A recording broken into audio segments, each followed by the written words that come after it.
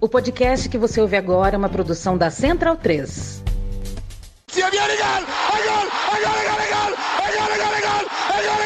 Parte Pina! ¡Qué victoria! ¡Qué victoria! Non lo so che ha segnato, ma chi se lo frega! Tardelli!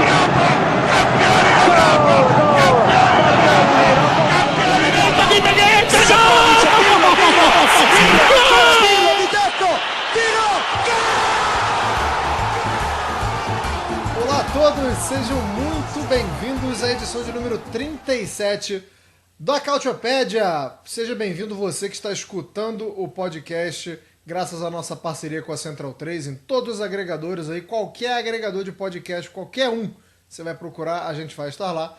E seja muito bem-vindo para você que está nos assistindo no nosso futebol. Um abraço também para todo o pessoal do nosso futebol. A gente chega com a edição de número 37 para falar de mercado, o vai e vem, quem que chega, quem que sai, quem são os clubes que estão saindo na frente nesse comecinho de mercado. A gente sabe que ainda tem muita água para rolar, mas a gente vai falar do que aconteceu até aqui, porque já tem uma equipe, por exemplo, que a gente vai falar, uma certa equipe alvinegra, que já tem 4 nomes confirmados, né? Não sei se isso é bom, não sei se é porque precisava muito, a gente vai falar sobre isso. A gente vai falar também sobre um time que está chegando da Série B e que também está contratando e está focando muito em jogadores experientes, hein? Se você quer saber de quem a gente está falando, fica ligadinho aí, fica de olho na telinha ou fique atento aos seus fones de ouvido, porque o Cautiopédia número 37 tá chegando aí. A gente trocou o nome do podcast vez ou outra, ainda dá essa embananada aí. Pareço até o Scamacca tentando driblar, né? De vez em quando eu me enrolo um pouco. É claro que eu não tô sozinho nessa, estou aqui com nossos fiéis escudeiros, nossos companheiros de longa data, Caio Bittencourt e Nelson Oliveira. Eu vou começar dando meu bom dia, boa tarde, boa noite para você, Nelson. Já que vamos falar de mercado, Nelson, o que não pode faltar no seu carrinho de compras quando você vai ao supermercado, Nelson? Bom dia, boa tarde, boa noite. Bom dia, boa tarde, boa noite. Cara, eu sou uma pessoa bem tranquila, assim. Eu acho que não poderia faltar água. Eu acho que eu sou uma pessoa bem... Aí, o hidratado. Pois é, a gente... Ou seja, vive de luz. A gente vai falar muito de água, porque a gente vai falar do Como, né? Tem o lago de Como é famoso, a gente vai navegar nessas águas aí. Já vou até tomar água para combinar. Que isso? O programa mais hidratado do Brasil é o podcast da Cautiopédia. Caio Bittencourt, você gosta de fazer compras? Porque eu não gosto, cara. Depois do Covid aí a gente consegue comprar online, só pegar na loja. Isso aí pra mim é uma bênção, porque eu odeio ir no supermercado. Gosta de mercado, Caio? Bom dia, boa tarde, boa noite. Olá a todos. Depende do momento de ansiedade, depende do momento que eu vá fazer as compras e depende também onde eu vá fazer as compras, que assim, eu costumo gostar bastante de algumas vendinhas chinesas que tem no centro de São Paulo. Às vezes, como eu moro na periferia, quando eu vou para lá, eu gosto bastante de pegar bugigangas chinesas que tem dessas de culinária exótica. Talvez, acho que não, mas realmente gosto bastante. Culinária alternativa, né? Eu, como já disse, não curto muito no mercado, não. Se eu puder evitar, prefiro. Mas tem um time aí indo muito forte no mercado, né? Como eu falei aí na nossa prévia, eu falei uma certa equipe alvinegra, é a Juventus, né? A Juventus, que até o momento, a gente está gravando no dia 25 de julho, com 4 contratações confirmadas. Vamos começar por quem está indo mais forte, então, por quem está enchendo o carrinho de compras. Nelson, a gente tem, então, até agora, as chegadas do Di Gregório, do Thuram, né? Não é o Marcos, o pessoal que está acompanhando a Série A, mas acompanha mais ou menos, o Marcos Thuram não trocou a Inter pelo Juventus não, tá, gente? Relaxa, que esse aí é o Khéphren Thuram. Outra posição, mas também é filho do Lilian. Até uma foto muito bonita, né? Muito bacana, o Lilian Thuram segurando ele no colo e o Khéphren segurando a camisa da Juventus. Mas A Juventus, como eu falei, com Di Gregório, com Thuram, com Cabal, zagueiro, né? Que já quem acompanha a Série A de uma forma de uma forma menos saudável, digamos assim, que acompanha muito a Série A, já vai se lembrar do Cabal, porque jogava no Verona. E o DG, o Douglas Luiz. Vou deixar você falar sobre quem você quiser, Nelson. Não preciso falar de todo mundo, que se quiser deixar um pouquinho pro Caio, pode deixar, mas a Juventus muito forte nesse começo de mercado, né, Nelson? Ainda tem o Adzic, né? O sérvio que foi contratado inicialmente para integrar o time Primavera, mas parece que o Thiago Motta já gostou dele. Pode ser que fique ali alternando entre... Na verdade, eu falei Primavera, mas seria o Sub-23, né? Que joga a Série C. E talvez ele, ao longo da temporada, ganhe algumas oportunidades também. Porque se ele jogar mais de 5 jogos no profissional, ele não pode mais voltar para o Sub-23. Então deve ser ali dosado, né? Mas o que eu acho interessante é que a Juventus está construindo um meio campo muito forte, né? Além do Thuram e do Douglas, né? É muito provável que a Juventus vá atrás do Koop Meiners ainda nessa temporada, né? E como perdeu perdeu não, né? Deixou o Rabiot sair, porque, enfim, né, não renovou o contrato, então preferiu não dar grandes comissões a Madame Veronique. Então vai reconstruir esse meio campo, né? Pro Locatelli, né, é uma notícia meio ruim, porque é bem provável que ele comece a frequentar o banco de reservas, né? A gente deve ver uma reformulação ali no time titular da Juventus, no meio campo especificamente, né? E provavelmente esses três que eu citei, os dois que já foram contratados, né, o Thuram e o Douglas Luiz, mas o Koop Meiners devem ser devem formar o trio de meio campo da Juventus, né? A gente tá vendo que a Juventus está se mexendo bastante. Provavelmente vai vender o Chiesa também para financiar parte das contratações que ainda fará. Então, com certeza deve brigar pelo título da Série A nessa temporada. Caio, você pode também falar dessas chegadas aí da Juventus, mas é só porque me ocorreu um negócio enquanto o Nelson estava falando. O Arthur Melo, né, para alguns, ou Arthur para outros, ele tá de volta de empréstimo para a Fiorentina. Cara, eu não vejo notícias sobre o Arthur. Eu não sei, eu imagino que ele não vai ficar na Juventus, que ele não vai seguir na Juventus. A Fiorentina anunciou que não vai exercer a cláusula, né, que era uma opção, não vai comprar o Arthur. Não vejo a Juventus se movimentando de uma forma em que ele vá ser uma peça, não digo nem importante, mas que vai ser uma peça utilizada na Série A. Então, assim, pode falar das chegadas ainda, mas que coisa, né? Se você tiver alguma informação do Arthur aí, traga, mas eu vejo, eu pelo menos, e olha que eu leio frequentemente, né? Tento acompanhar as notícias e eu não vejo sair absolutamente nada do Arthur. O Arthur parece aquele caso de que a Juventus vai acabar tentando desfazer dele ali nos últimos dias de mercado, ali aceitando alguma coisinha diferente e tudo mais, porque não me parece que alguém tenha o Arthur como primeira hipótese. Talvez nem aqui falando de Brasil, nem falando de outras ligas, nada. E assim, não há perspectiva de que ele jogue. Afinal de contas, se nem o Locatelli, que era titular absoluto, tem perspectiva de jogar com esse sistema que tá se montando, assim, que se prevê da Juventus, que começou a pré-temporada agora, mal começou a jogar os seus amistosos, só vai fazer o primeiro amistoso. A gente está gravando no dia 25. Quinta-feira, nessa sexta, dia 26, deve ser o primeiro amistoso contra o Nuremberg. E ainda assim é muita coisa para fazer, muita situação. Nuremberg de um rapaz bem conhecido da Série A, Miroslav Klose. Vale ressaltar também. Mas com a perspectiva do Khéphren Thuram, que jogou muito bem no Nice, tem um desempenho muito bom e tem ainda uma margem de crescimento muito boa, é difícil você imaginar que outro jogue. Douglas Luiz, mesma coisa.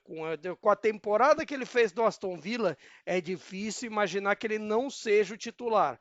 O Cabal acho que já é uma coisa assim, você pensando para diversas funções no elenco. Foi até uma negociação muito rápida, ele parecia que ia fechar com a Inter, de repente a Juventus foi lá e acertou com ele muito rápido. E assim, também depende, e agora o mercado da Juventus inevitavelmente depende das saídas, principalmente do Chiesa. O que vão fazer com o Chiesa é um mistério. Só que o fator Chiesa é primordial para você discutir 4 nomes. Você tem o Koop Meiners, foi citado. Você tem o caso do Todibo para a zaga, ali em negociação. Você tem 2 casos de um externo, de um ponta. Aí você pode ser o Galeno do Porto, que tem sido citado nos últimos dias, ou o ADM do Borussia Dortmund. Gosto dos nomes. E acho que a Juventus tem que se reforçar mesmo, porque a gente não viu muita coisa na última temporada. Treinador novo, outra Juventus, né, a gente pode esperar nesse campeonato. A gente não sabe se melhor ou pior, mas com certeza diferente. Vou só contar um negócio muito rapidinho agora que eu me lembrei. Uma vez, cara, eu tava na Gávea, na sede do Flamengo, e por um acaso muito improvável do destino, eu esbarrei com o Lilian Thuram na Gávea. Ele tava visitando e ele tava com um dos filhos, e eu não consigo me lembrar quem era a criança, assim. Eu consigo vagamente me lembrar da criança, mas se fosse pra chutar eu diria que era o Marcos. Eu não sei quem era não, mas eles estavam passeando lá com a sacolinha do Flamengo, né? Você lembra mais ou menos o ano, coisa assim, faixa de idade, cara, que aí a gente pode fazer um teste. Não, então, eu lembro que foi mais ou menos 2010, 2011, por aí. Assim, julgando o Marcos como ele é mais velho, eu diria que era ele. Vendo a idade do Kefren, se eu não me engano, o Kefren tem o quê? 21 agora? 13... O Marcos tinha 13 anos em 2010, aí o Kefren... A produção já veio com informação aqui. Isso foi em 2012, que o Thuram visitou o Flamengo, foi em 2012. Então já ajuda. E eu me lembro, cara, um molequinho carregando lá a sacola do Flamengo. O Kefren tinha 11 anos. Pô, então acho que eu tô mais pendendo pra ele agora, hein? Tô pendendo pra ele. Não sei quem é, mas um dos Thuram é Mengão. Nelson, vou jogar outra coisa pra você, porque o Caio terminou falando aí que a gente tende a ver a Juventus contratando mais ainda, mas precisa vender. A gente viu, tá muito bem encaminhada a saída do Hussen, né, do zagueiro. Queria saber, e a gente também tá falando aqui que a Juventus deve vender o Arthur também. Quem mais deve sair nessa barca? Quem você acha que pode surpreender? Porque, como eu acabei de falar, o Thiago Motta chega para implementar um outro trabalho. Será que tem alguém que estava em baixa que o Thiago Motta pode falar assim, não, calma, deixa eu ver esse garoto aqui. E essa pré-temporada pode mudar a opinião dele sobre alguém, Nelson? Olha, tenho achado difícil. A gente está vendo que é um clima bem de reformulação mesmo em alguns setores na Juventus. No caso do Arthur, a gente pode até falar um pouco mais depois, né? O Como chegou a se interessar nele, fez uma sondagem e tal, mas ele não estava muito convencido. Aí o Como pensou, vamos para outro lugar agora. Saiu até uma falou, entrevista nem de um dos nós. diretores. Se você não tá, a gente também não tá, né? Rolou uma entrevista ontem de um dos diretores do Como, dizendo que agora já estava procurando por outras opções. No caso das saídas da Juventus, uma das mais importantes deve ser a do Soulé, né, que foi bem pelo Frosinone na última temporada. O Leicester e a Roma estão batalhando por ele. Parece que a Roma está à frente nesse momento porque o Leicester tinha a vantagem de ter feito uma oferta melhor, mas o Soulé estava mais interessado em se transferir para a Roma.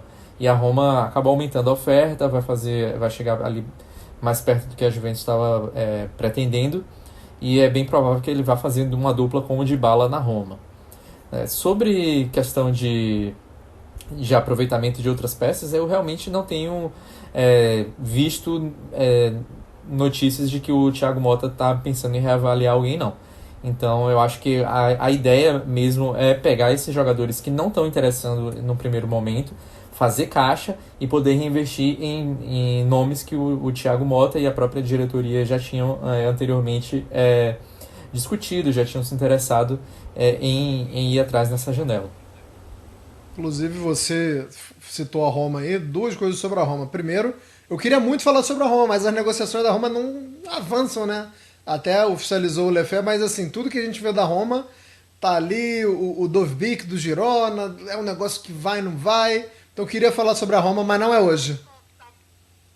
O Dovbyk tá mais pro Atlético de Madrid nesse Sim. momento. Acho que a notícia nova que você tem da Roma é mais aquela, assim, o novo projeto de estádio, mas assim, considerando que a gente já viu, sei lá, a gente tá tanto quanto tempo nessa estrada, já tem uns 2 ou 3 projetos de estádio novo para Roma. Hoje passou um novo com um videozinho e tudo mais.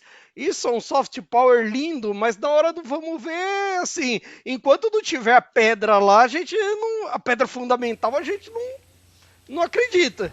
Só acredito vendo e sobre o quando ver, Dovbyk, vou falar, não acredito. O Dovbyk parece que deu uma mudada aí nessas últimas horas. Saiu a notícia se eu não me engano, foi do Pedulá, ou foi do Fabrício Romano, não lembro agora, dizendo que o Dovbyk tinha já entrado em acordo com a Roma, que agora estava mais para o Girona decidir aí para onde é que ele iria. Enfim, vamos ver como é que vai ser. Vamos falar, edição número 38 da Cautiopédia, a gente vai ter essa decisão ou para Roma, ou a favor da Roma ou não, né? E o segundo ponto que eu queria falar da Roma é que, para quem está nos assistindo, tanto eu quanto o Nelson estamos usando as camisas da Roma, né? Então, Nelson, para quem quiser, a minha, a que eu estou usando, não sei se tem lá. Mas para quem quiser a sua, que você está usando, solta a planta aí pra galera, por favor. A sua de fato não tem, porque a gente só trabalha com camisetas retrô, né? Camisas Tô retrô muito moderno. dos times. A minha a minha é de 2001, então essa tem. Então é só para quem estiver assistindo a gente ir na nossa loja através do QR Code que tá aí na tela. E quem tá nos ouvindo, vai nas nossas redes sociais que tem tudo lá. Cautiopédia é fácil de achar. Tá aí o QR Code para quem quiser. E se você ouviu bem, hein? Coisas de 2001 já são coisas retrô, seu velho. Agora, pra gente fechar sobre o Juventus, Caio, a gente vê o Di Gregório chegando, queria saber como é que você enxerga a situação do gol, né? Porque também não tem nada confirmado ainda, né? Em relação ao Chesney, a tendência é que ele saia, muitas propostas de Arábia, dessa galera aí cheia de dinheiro, mas você acha que corre o risco do Di Gregório chegar para segurar um banco aí, por enquanto? Olha, sinceramente, eu acredito que o Di Gregório seja titular. As indicações de notícias e tudo mais, as previsões indicam que ele seja o titular. As ideias também, até a maneira com que estão se procurando um lugar para realocar o Chesney, indicam que o Di Gregório seja titular e tem motivo. As últimas temporadas do Di Gregório no Monza deram motivo para essa aposta da Juventus, deram motivo para que ele fosse o principal nome e dão motivo para que ele seja uma boa aposta. E eu acredito que que ele chega para jogar e que ele chega assim com certa moral, mas a questão Chesney é algo para se resolver, porque é outra questão que fala assim da necessidade da Juventus fazer dinheiro, da necessidade da Juventus limpar um pouco a folha salarial, que é um outro ponto. Então, veremos. Agora a gente vai continuar falando da Juventus, mas sem falar exatamente da Juventus. Por quê? O querido Rabiot, que Deus o tenha, que, como diria os mais velhos, vai com Deus e as pulgas, né? Pode ser que não saia da Itália. Pode ser que ele tenha se despedido da Juventus, mas que a gente ainda continue vendo o Rabiot na Série A. Nelson, queria que você falasse com a torcida do Milan. É uma boa? Dá pra ver o Rabiot se encaixando? Porque assim, eu pego no pé pra caramba do Rabiot e sempre peguei. Mas vou admitir também que ele fez alguns bons jogos pela Juventus e houve momentos em que ele era o melhor jogador da Juventus, assim, sem muita discussão. O que diz mais sobre a Juventus do que sobre a qualidade dele, é verdade. Mas eu queria que você... eu não queria que fosse meio com um aviso pro torcedor do Milan, porque parece algo temerário, né? Mas queria que você se dirigisse ao torcedor do Milan diante da possibilidade de que esse rapaz, filho de Dona Veronique, vá para o Milan. É uma boa? A gente ainda está por ver o melhor Rabiot. Fomos justos com o Rabiot, pegamos muito no pé. O que o torcedor do Milan pode esperar? O grande ponto é que o Milan tem um meio-campo meio congestionado no momento, né?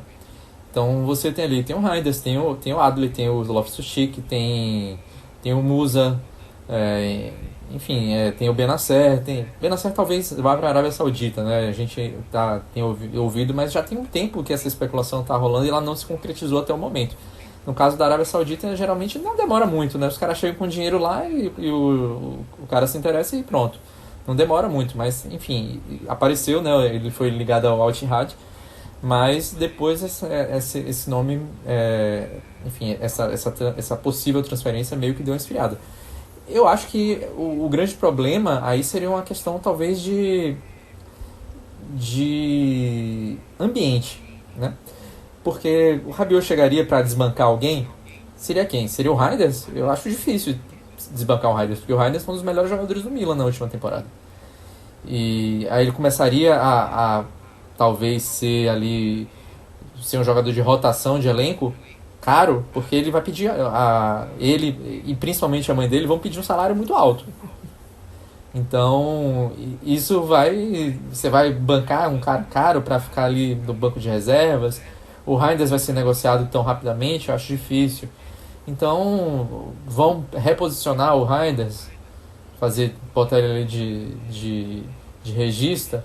Não sei, eu acho que a questão principal seria de ambiente. Você trazer um cara que tem um entorno complicado para talvez não ser titular, ou trazê-lo para ser titular, colocar um jogador interessante no banco de reservas. Eu não sei se seria a melhor transferência possível nesse caso. Então eu tenho minhas dúvidas. Tecnicamente ele agregaria. O Rabiot foi um dos bons jogadores da Juventus, pelo menos ali desde que a pandemia começou, talvez, quando os estádios fecharam na Itália. Ele não começou tão bem na Juventus, mas desde então ele foi um nome importante da Juventus, até chegou a usar a braçadeira de capitão.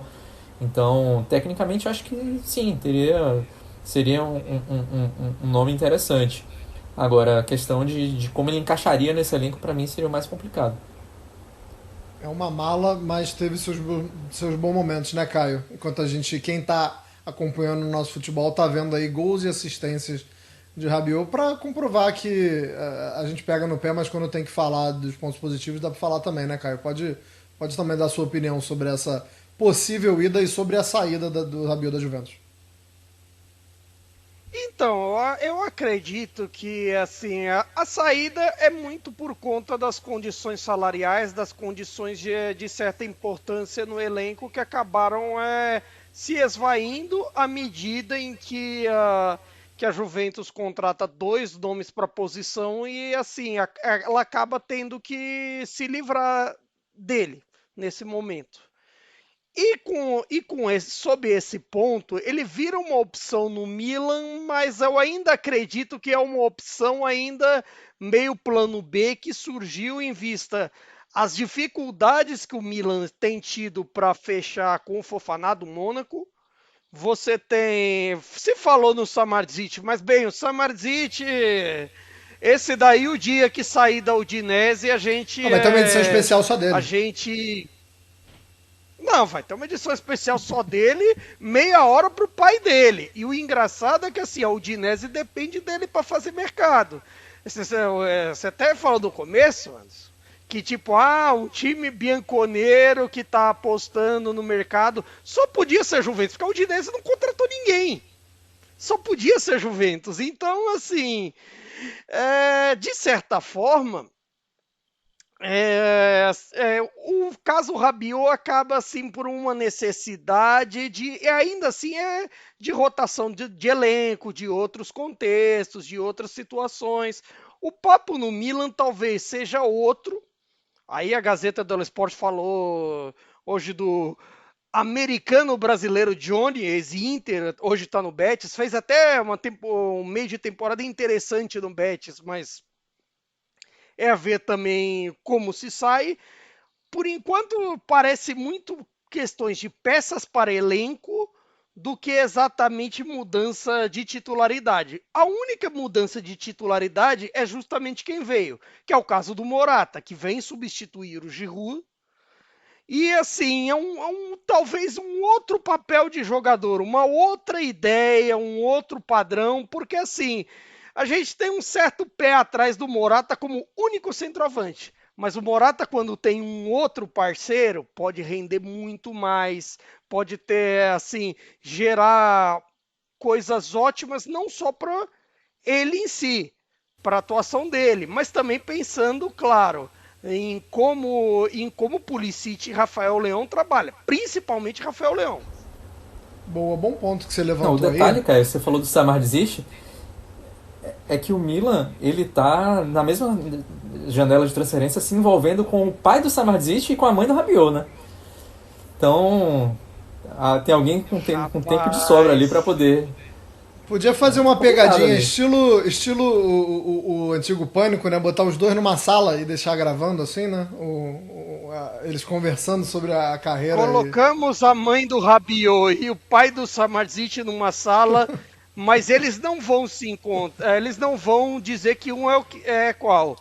Exatamente. Eles só vão se identificar assim à medida que eles vão pedindo dinheiro, que eles vão pedindo coisa e tal. Aí um vai achar que o outro é dirigente do Milan e um vai começar a extorquir o outro, ia ser legal, hein? Tá aí uma boa ideia de conteúdo.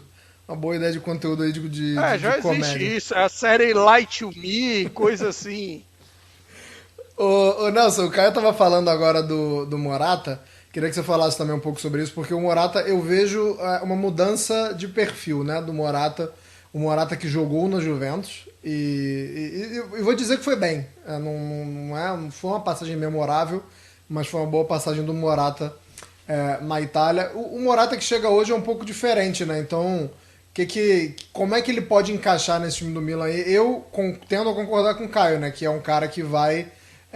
ter que se encaixar com o Leão, com o Pulisic, que é um cara que vai ter que ser um pouco mais solidário. Mas eu via no Giroud um faro de gol mais aguçado, né? O Morata é um cara que participa bastante do jogo, mas perde cada gol, que barbaridade, né, Nelson? Por outro lado, gol na Inter, no clássico contra a Inter, o Milan já vai ter, porque o Morata contra a Inter é caixão e vela, né? Então... Isso aí, pelo menos, né, já que o Milan tem tido tantas dificuldades nos derbys recentemente, né, não vence já há 6 derbys, né, quer dizer, perdeu os últimos 6 derbys, então, enfim, pelo menos nesse ponto aí o Morata deve servir. Mas, enfim, eu acho uma contratação interessante e inteligente até, né, porque é um Morata bem mais experiente e ele vai fazer um pouco do papel do Giroud, porque o Giroud no Milan, embora tivesse sim, de fato, esse faro de gol, ele era um cara que ajudava muito, né? Fazia muito pivô, era um cara muito solícito, né? com os colegas de campo. Eu acho que o Morata também tem esse papel. A gente viu na Euro, por exemplo, ele fez muito isso. É um cara que amadureceu bastante. Acho que é uma contratação que faz sentido. Mas eu, se fosse torcedor milanista, eu ficaria um pouco mais... preocupado com a questão de gols de centroavante. Porque o Morata, dentre os centroavantes atuais do elenco, é o que faz mais gols. Mas é porque você tem no banco, você tem o Jovic, que é um cara que na Itália ainda não engrenou, na verdade, desde que saiu do Eintracht Frankfurt, não mostrou o que tinha mostrado por lá. E você tem o Okafor, que é um cara um pouco de lado, que também joga ali no meio, que no segundo tempo ele até confere e tal. Vai ser um time novamente... como o do Pioli na última temporada, um time bastante com os gols bastante divididos, o Pulisic que fazia bastante gol, o Leão que fazia também, o Giroud, e tem uma divisão, ou vai ser diferente? Porque agora a gente tem outro técnico, né?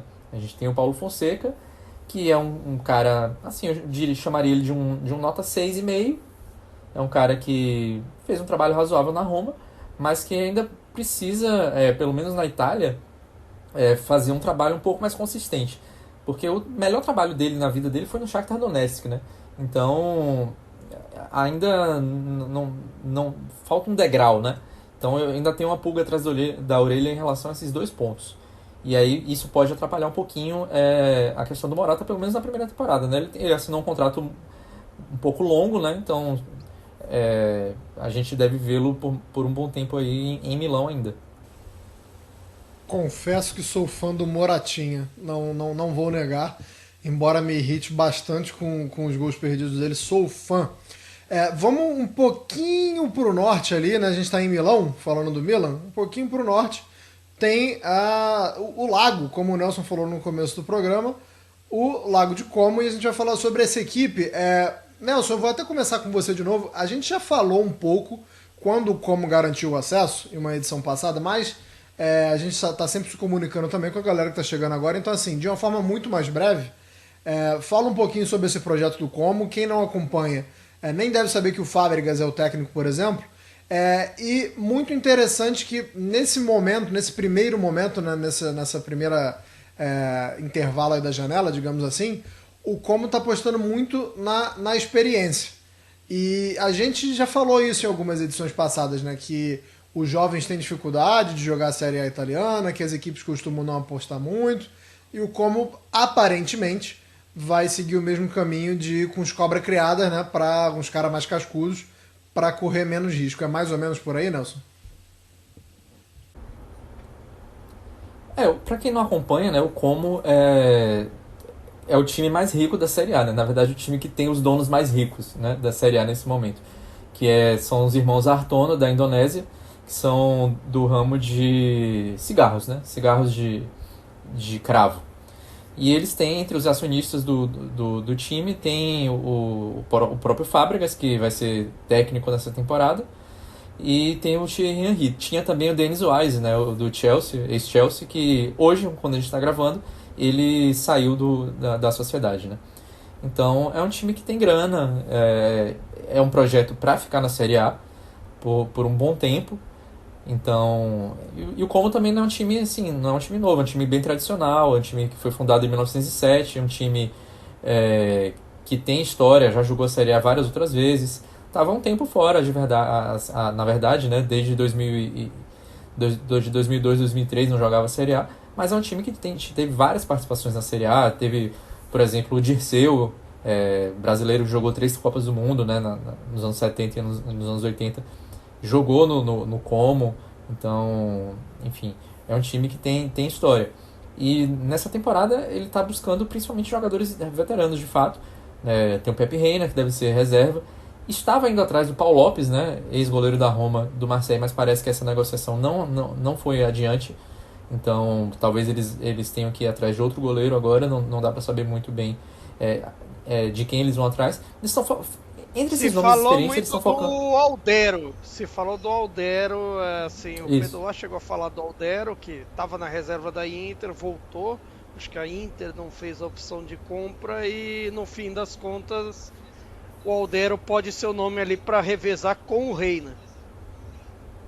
E aí eles estão indo atrás de jogadores espanhóis, né, ou que jogaram na Espanha, dentre esses mais experientes, porque, segundo esse diretor que deu a entrevista que eu falei um pouquinho antes, né, eles querem jogadores que saibam jogar como o Fábregas entende o futebol. Então, por isso que eles também foram atrás do Alberto Moreno, né, ex-Liverpool, Villarreal também, e provavelmente vão acertar com o Varane, ex-Real Madrid, ex-Manchester United também, né? Campeão mundial e tudo mais. Mas ao mesmo tempo também estão pegando jogadores que já estão acostumados com Série A, né? Foram atrás do Belotti, já tem o Cutrone, que é um cara da casa, né? Um cara nascido em Como. Então estão fazendo uma mescla ali, né? Entre os zagueiros foram atrás do Docena, ex-Cagliari, mas também estão fazendo algumas apostas. Por exemplo, contrataram o Ali Jazinho, que vai ser o segundo iraquiano da Série A, um cara que está na Olimpíada agora. Então, estão dando algumas estão dando uma olhada no mercado também, não só entre os veteranos, né? O Ali Jazinho é um atacante, né? Um cara que joga pelas pontas. Então, deve ter também suas oportunidades, mas principalmente o Como tem ido atrás dessa galera mais experiente. É um pouco como o Monza fez, né? São rivais, inclusive, tem projetos até similares em certos momentos, mas, por exemplo, nessa temporada o Monza está perdendo alguns jogadores importantes, né? O Di Gregório, que a gente já falou aqui, e o Colpani, que hoje, enquanto a gente está gravando, acertou com a Fiorentina. Pode até dar um prosseguimento aí nisso, Caio, porque o Monza hoje, aparentemente, né, é uma equipe que se consolidou. Eu queria saber, a gente já falou aqui antes do Nelson falar da saída do Colpani, né, que acertou com a Fiorentina, a gente também já tinha citado o de Gregório, que foi para a Juventus. Não liga um sinalzinho de alerta não, Caio, porque são, assim, não é exagero dizer que são os dois melhores jogadores do Monza saíram, né, os dois destaques do Monza saíram. Você liga um sinal de alerta, muito cedo ainda para falar isso, que o mercado aí pode trazer alternativas interessantes. Como é que a gente pode ver o Monza nesse cenário de Série A? Continua como uma equipe consolidada ali que briga no meio da tabela? Ou a gente abre o olho e fala assim, rapaz, perdeu de Gregório e o Colpani, o negócio vai azedar lá pro lado de Monza? Não acredito assim em azedar por agora. Mas assim, eu vou confessar que eu já imaginava que o Monza já teria reposto esse goleiro mais rápido. De repente falaram no Golini lá atrás, falaram no próprio Aldeiro também. De repente, acho que uma substituição poderia ser mais rápida. A perda do Colpani já é algo que, assim, é um golpe daqueles pro time. É um golpe na qualidade de criação, um golpe na qualidade de finalização também. São esses dois aspectos que fazem dele uma baita contratação para a Fiorentina, para chegar e jogar, como assim, como uma baita perda para o Monza. O que eu acho que é o X da questão e que é o ponto de interrogação é assim, o que vai fazer a partir disso? Se bem que assim, eu não duvidaria que na questão goleiro eles apostassem no Sorrentino, porque o Sorrentino deu conta do recado nas vezes que atuou como titular. Então, de repente, pode ser que o Nesta resolva apostar ali nele. Interessante. E para você que não acompanha a Série A há muito tempo, não é aquele Sorrentino não, tá? Aquele lá do Kiev já parou faz um tempo. Aquele, se bobear, acho que, se não me engano, tá na turma que tá refazendo o projeto do Kiev, recomeçando lá de baixo e tal. Se não me engano, o velho Sorrentino é um dos acionistas. Já me tirou muito ponto. Era bom, gostava muito. Sorrentino era um goleiraço. Agora eu odiava. A última contratação que a gente vai falar sobre hoje no mercado é um cara que eu não vou negar, não. Eu sinto bastante decepção com ele. Tô falando do Zaniolo. Zaniolo que apareceu na Roma. É bem verdade que no melhor momento da carreira dele ele sofreu uma lesão gravíssima, mas até agora não consegue retornar àquele nível, né? Já passou pela Inglaterra, já passou pela Turquia. E agora, Nelson, o Gasperini tem essa missão aí de ressuscitar o Zaniolo. Geralmente, o cara que chega em baixa na Atalanta, ele consegue ir muito bem, né? Quando a Atalanta contrata um cara assim com muita pompa, muito alarde, não costuma dar certo. É mais ou menos por aí que a Atalanta está tentando fazer com o Zaniolo, aproveitando esse momento de baixa, como diriam os famigerados traders, tá comprando em baixa para vender em alta? É esse o plano do Gasperini, Nelson? Provavelmente ele vai ser usado como falso 9, né? Já saíram algumas informações de que o Gasperini promete utilizá-lo dessa forma. Então, isso me deixa certa pulga atrás da orelha também, porque já tem 4 caras ali para jogar no ataque, né? O De Ketelaere, que foi utilizado um pouco assim. Você já tem o Lookman, que também é um cara de mobilidade. O Scamacca, que já é um cara mais de área. E o Touré, que deve ser negociado. Provavelmente parece que ele vai substituir o Guirassy no Stuttgart. Foi o que saiu nesses últimos dias. Mas, por enquanto, são 5 ali. Teriam 3 caras mais móveis, né? Com o Zaniolo, o De Ketelaere e o Lookman. Eu me deixa intrigado o que é que o Gasperini quer fazer nesse momento aí, com essa turma. Na verdade, uma das outras contratações que a Atalanta também fez nessa janela também me deixa intrigado, porque não é um jogador muito do estilo do Gasperini, que é o Sulemana, volante que jogou no Cagliari e no Verona, que é um volante aquele volante mais destruidor, né? Não é exatamente o tipo de jogador que o Gasperini trabalha na posição.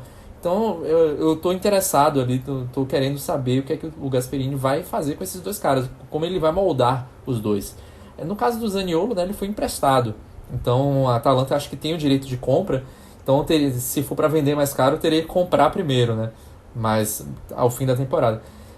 E a questão de fato física do Zaniolo é algo que também deixa todo mundo com o pé atrás, porque ele sempre está se lesionando de alguma forma, né? Ele iria para Euro, não foi porque se lesionou.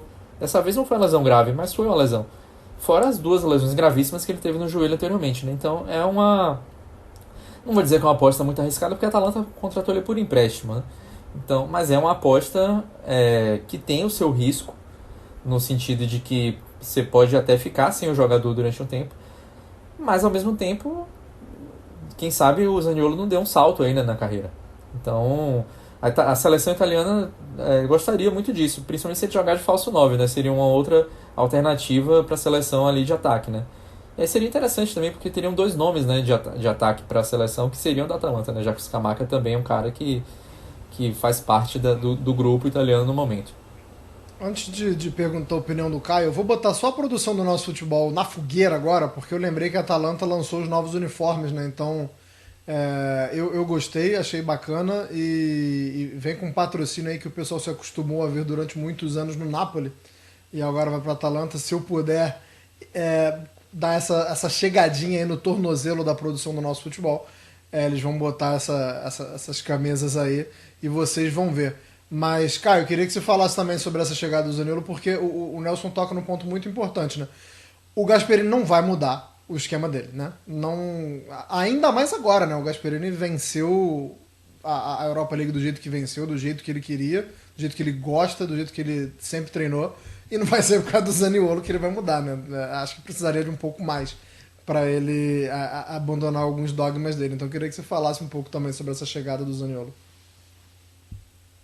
Eu acho até que assim, que o Zaniolo foi contratado justamente por encaixar em todas essas funções, por ser assim, alguém tão multifuncional quanto o Koop Miners.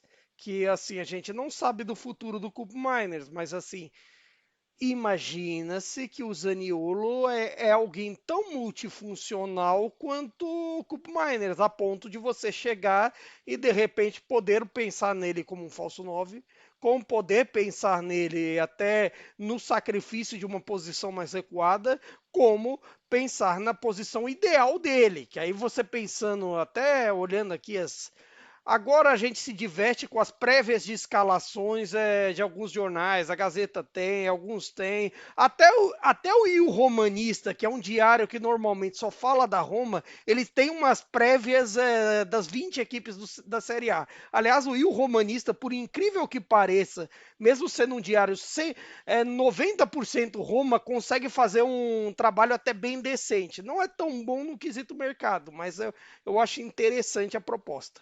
Vale até para os torcedores romanistas darem uma olhada. Mas assim, com essa ideia,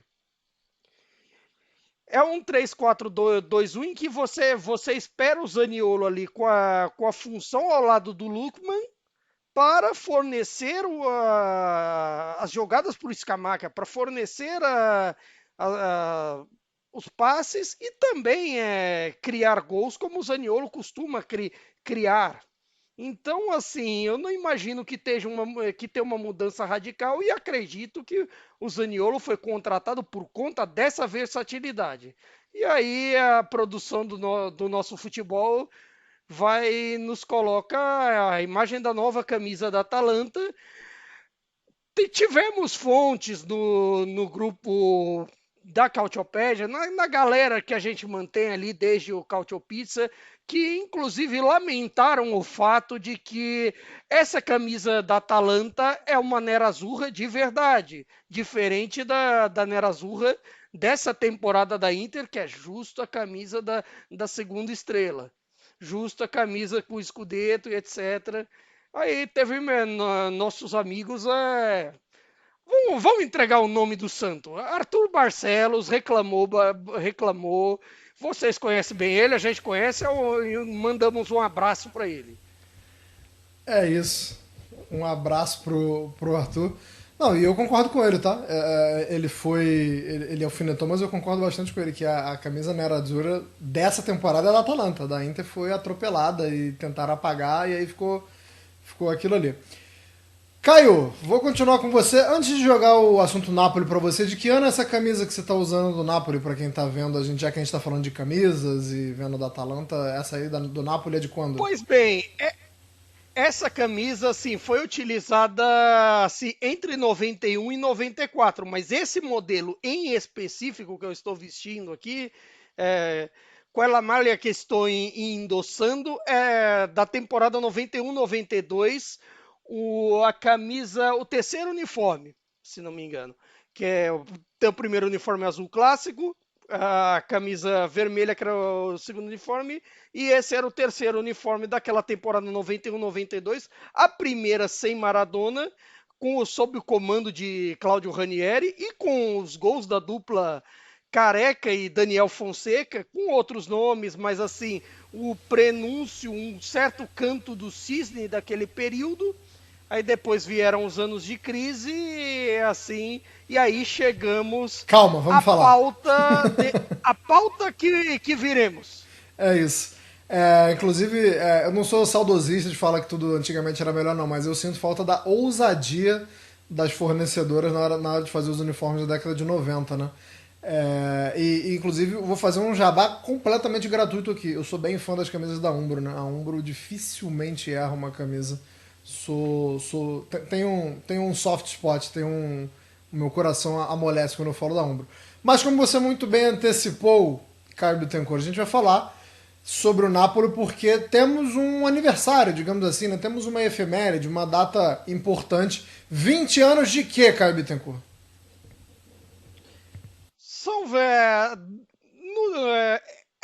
A semana que vem tem, de certa forma, 2 aniversários. Um clássico, dia 1º de agosto, é a data da fundação do Napoli, quando se juntaram o Inter Napoli e o Inter Naples para se fundarem a Società Sportiva Calcio Napoli, naquela época, com Giorgio Ascarelli, que foi o homem da fundação, o homem que arquitetou tudo isso em 1926, como Associazione Calcio Napoli, depois virou a Società Sportiva Calcio Napoli. Mas no dia 2 de agosto é uma data um tanto quanto inglória, porque de certa forma foi a data de que o tribunal declarou a falência do Napoli há 20 anos atrás. Aí, pouco mais de um mês depois, ali no dia 6 de setembro, o De Laurentiis, Aurélio De Laurentiis anunciou que iria queria recriar o Napoli como o Napoli Soccer por um tempo, se criaram por meio de 2 temporadas, e depois, conforme a lei italiana permite, ele compraria uma espécie de CNPJ para a gente adaptar com a realidade daqui, compraria o registro civil da Società Sportiva Calcio Napoli e poderia usar. Então, de certa forma, são 20 anos do período aureliano em Nápoles. E, Nelson, como é que, assim, porra, a gente tem o que agora? Deve ter uns 10 minutos no final do programa. Eu não vou fazer assim com você. Como é que o Napoli saiu da falência para ser campeão italiano? Porque, pelo amor de Cristo, né? Querer reduzir muito. Mas eu queria que você apontasse alguns pontos, assim, né, nessa caminhada, né, do Napoli, porque a gente está falando do Napoli que na última temporada foi mal, mas na penúltima temporada ganhou um título categórico, assim, um título com T maiúsculo. A gente está vendo, a gente já viu acontecer com algumas equipes esse processo de falência. Não é algo incomum na Itália. Parma, Fiorentina, a gente pode trazer alguns nomes aqui. Inclusive, a gente estava falando recentemente agora do Chievo, né? O Chievo passando por esse processo. Então, assim, não foi o primeiro, muito provavelmente não vai ser o último. Vale dizer uma coisa, até por colocar um entre parênteses, para lembrar desse processo de falência, no mesmo período, a Lazio quase quebrou, inclusive. Foi até o período do Cragnotti, que inclusive muito torcedor do Napoli tem uma certa raiva da Federação Italiana, ali na época do glorioso Franco Carraro, que teoricamente para a Lazio foi dado um pouco mais de tempo para ela se recuperar, encontrar o Cláudio Lotito, que foi até, a gente falou na edição passada lá do Luiz Mário e tudo mais, foi essa a primeira temporada do Lotito, 2004-05, e assim, foi dado mais tempo do que pro Napoli, que aí teve que recomeçar na Série C1, depois todo o processo que vamos retomar aqui. Boa. Nelson, então assim, como é que... Porque a gente, como eu disse, está acostumado a ver esse processo legal na Itália, mas o Napoli, ele, diferentemente dessas outras equipes, ele foi além e como eu disse, conquistou... A gente está falando muito do Scudetto do ano passado, mas ganhou Copa Itália, ganhou Supercopa, então por que o Napoli conseguiu mais? Foi só por causa do De Laurentiis?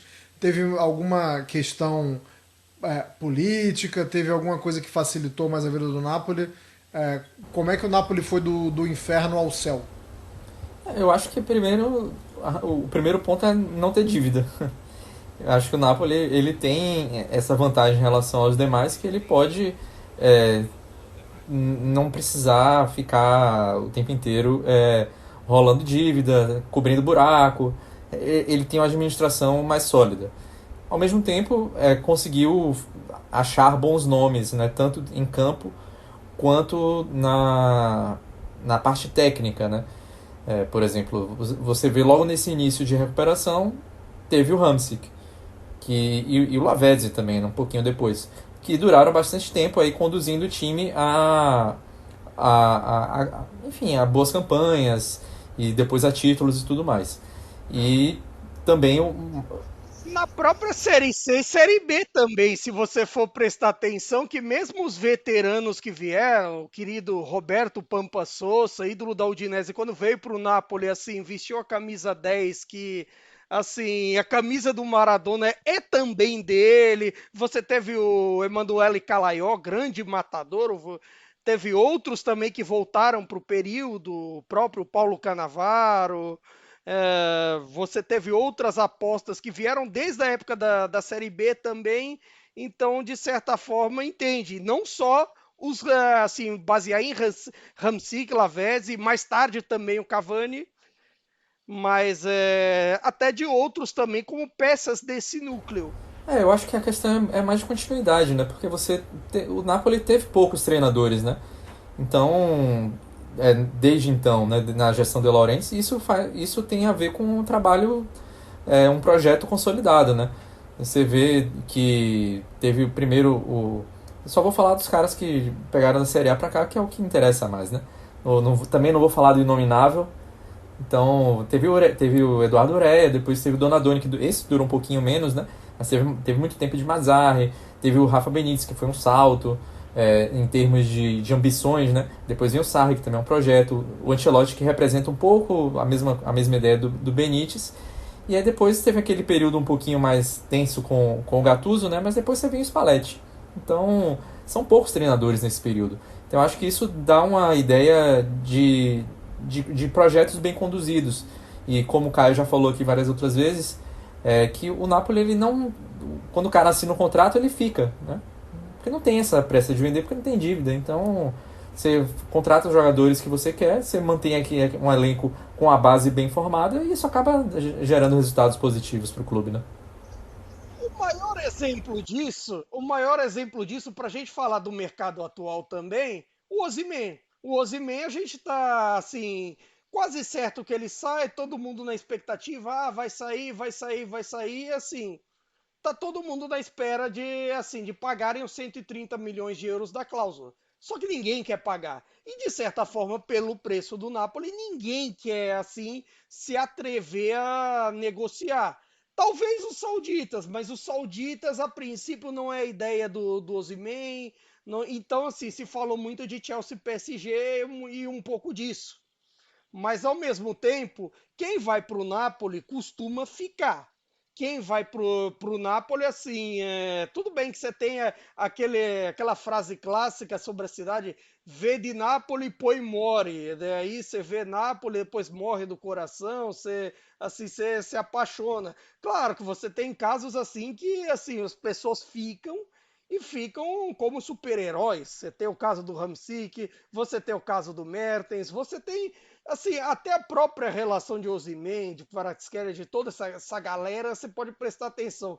E se sabe que é difícil. Pergunta pro Di Lorenzo e pro Gilfredi se não é difícil isso aí. Mas assim, quanto a esses aspectos, o fato do Napoli não ter dívidas, de ser um clube de certa forma bem administrado, e como o De Laurentiis costuma ter mão de ferro nos negócios, embora assim a gente reclama do De Laurentiis com relação à ambição, com relação a projetos esportivos, com relação a fazer um pouco mais de loucuras quando se é necessário, reclama, mas desse aspecto de boa gestão, sempre foi um projeto que foi firme.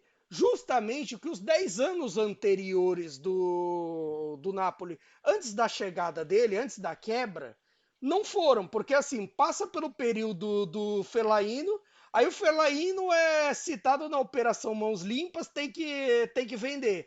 Aí depois tem o Helênio Galo, quebra, assim, muita dívida quebra, o Banco de Nápoles quebra também, e de certa forma, o principal credor e que emprestava dinheiro para as negociações, para o fluxo de caixa, não continua. O Napoli quase quebra, tem que o Fellaino salvar. Aí depois o Fellaino ali, o Napoli cai, começa a virar ioiô ali no fim da década de 90, começo dos 2000.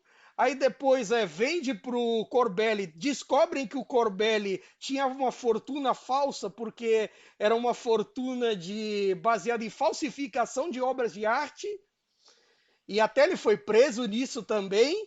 Aí depois vende pro Salvatore Rinaldi, que era um banqueiro meio quebrado, aí ele quebra o clube de vez. Então, assim, depois de você sair com tantas turbulências em 10 anos, e aí, pra gente citar para fora da Série A, você tem o caso do Bordeaux agora, quando você cair na mão de gente duvidosa, é um problema para sua saúde financeira. De certa forma, o De Laurentiis, embora a turma não goste dele, eu também não sou lá muito chegado, por conta dessas questões assim do salto, da qualidade e tudo mais, o Napoli financeiramente é um clube bem administrado. Ninguém chega no Napoli e põe o preço que quer. Difícil negociar com o velho. Negociar com o velho é um pouco complicado. Normalmente, quem tenta passar o velho para trás acaba sendo passado para trás. É passado para trás. Eu só conheço duas pessoas que passaram o De Laurentiis para trás: o Zúñiga e o Gulan. Os dois, a carreira dele nunca foram mais a mesma depois. Abraço pro Zúñiga. E um abraço, sabe para quem também? Bruno Bonsante, nosso camarada jornalista de tantos anos de Trivela. Está em Nápoles essa semana e postando belíssimas fotos. Muito bacana. O turismo, para quem gosta de futebol em Nápoles, é muito frutífero porque tem mural, tem varal, tudo na cidade remete ao clube. Então, para você que quer praticar turismo na Europa... Se tu puxar um papo com a galera, então, pronto. Falou que é brasileiro ou argentino... Eu só fiquei espantado porque tinha um mural lá, uma parede do raspador. Eu falei assim, pô, mas aí já é um pouco, né? Mas vamos finalizando... Mas ele é um dos caras do Scudetto, querendo ou não. Por causa daquele gol na Juventus. Finalizando essa edição, então, vou dar espaço para vocês. Algo que eu não faço há um tempo, hein? Vou dar um tempinho para vocês tecerem um comentário final, um destaque final, começando por você, Nelson. O que faltou a gente falar que você quer pincelar aí rapidamente? Vou permanecer no Napoli, né? Já que o Caio falou que é tão difícil sair do Napoli.